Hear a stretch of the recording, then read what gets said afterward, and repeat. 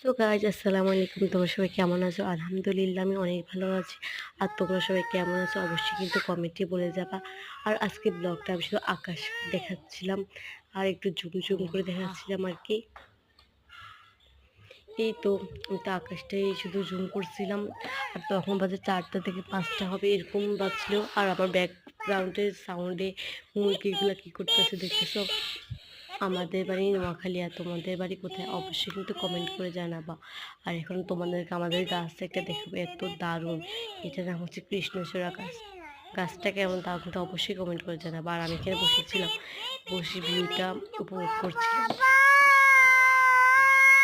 আসলে আমি ফোনের উপর বসেছিলাম তো তাই এরকম করছিলাম, একটু নাটক করতেছিলাম আর কি। আর আমি এখানে একটু দেখছিলাম আর তোমাদেরকে দেখাচ্ছিলাম আমাদের গ্রামটা। আমি কি করবো বুঝতে পারতেছি না, শুধু আকাশটা একটু ভিডিও করছিলাম। যাই হোক, আমি ফার্স্ট টাইম আর কি ব্লগ করতেছি, যদি ভুল হয় সবাই ক্ষমা করে দিবা। আর দেখো এই ভিউটা জাস্ট ওয়াও, কি দারুণ লাগতেছিল। আর আমি শুধু এবার ক্যামেরাটাকে ঘুরিতেছিলাম, ভাবতেছিলাম শুনতে লাগবে। আসলে আমি ভিডিওটা একবার দেখি না যে কেমন আছে, পর ভাবলাম যাই হোক ভয়েস ওভারটা দিয়ে দিই। আর এখানে আমি দেখছিলাম চাঁদটা এত বেশি ভালো লাগতেছিল, তাই ভাবলাম চাঁদটাকে একটু ভিডিও করবো। আমার না আকাশটা দেখিয়ে নিই, তারপরে এবার একটু চাঁদের ভিডিওটা করবো এখন।